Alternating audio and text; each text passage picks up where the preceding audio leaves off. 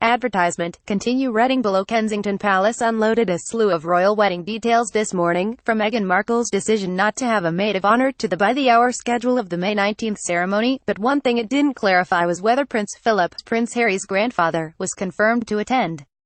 A spokesperson from the palace reportedly said, "We very much hope that the Duke of Edinburgh, 96, would be present at the nuptials." Prince Philip, who retired from his royal duties a year ago, recently underwent hip replacement surgery in mid-April. Prince Philip is currently recovering at Windsor Castle, where the wedding will take place, which will make it easy for him to travel to the ceremony. According to the Queen, "He's getting on very well, so our fingers are crossed that he'll show up on May 19th. Advertisement. Continue reading below. Royal experts weigh in on whether Prince Harry's beloved grandfather will be present for the biggest wedding of the decade. Prince Philip will likely attend the ceremony, no question about that, former royal editor for The Sun and Prince Harry biographer Duncan Larcombe tells Bazaar.com. He is the head of the royal family. Although the Queen is obviously the Queen, he's the boss, and Harry is very, very fond of him, but he still has to follow medical advice. I definitely think the Duke of Edinburgh hopes to be at Harry and Meghan's wedding, but ultimately he will be following the advice of his doctors," says royal correspondent Victoria Arbiter. "He has an iron will, and even though he's 96, he's incredibly fit and well in every other regard, so no doubt he's mentally committed to attending. It is a family occasion and he would be enormously disappointed to miss out," she adds. Marlene Koenig, founder of the Royal Musings blog, agrees, "I want to think that Philip will do everything in his power to attend his grandson's wedding, even if he is in a wheelchair." Larcombe, however, believes there's no chance the Duke will be using a wheelchair at the wedding. Advertisement. Continue reading below. Advertisement. Continue reading below, but he might not stay for the reception. After Harry and Meghan exchange vows at St. George's Chapel, 2 receptions are planned to follow, one daytime luncheon at St. George's Hall, and an evening celebration at Frogmore House.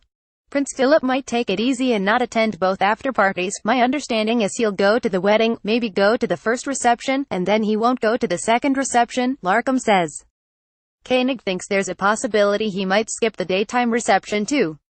"What if he doesn't attend at all? If Philip is confined to his room, I would expect he would watch the ceremony on TV, and, I would think, after the wedding, Harry would bring his new wife to see his grandfather and perhaps enjoy a piece of elderflower and lemon cake together," Koenig says. Advertisement. Continue reading below. Prince Philip won't have an actual role at the wedding. The Duke of Edinburgh will be at St. George's Chapel accompanying the Queen and being a supportive grandfather to the groom, Larcombe and Koenig say. However, he won't have a defined function like Meghan's parents or Prince William do. Neither the Queen nor Prince Philip would have any reason to participate in the wedding, but they would be there in attendance just as any other grandparent would be, Arbiter says.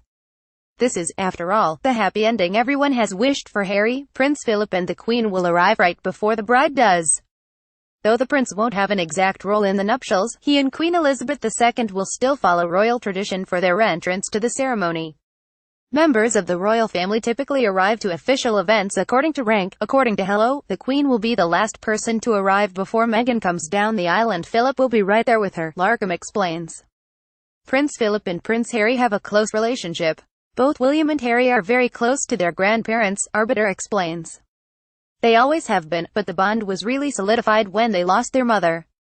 The princes were up at Balmoral when Meters and Diana died, and both the Queen and Prince Philip rallied around them to do everything they could in terms of offering comfort and support. Advertisement. Continue reading below. Advertisement. Continue reading below. It also helps that Philip and his grandson have similar personalities. In many ways, Harry's like a mini version of him, in terms of the great sense of humor, great fun, and Harry is very, very close to him, Larcombe points out.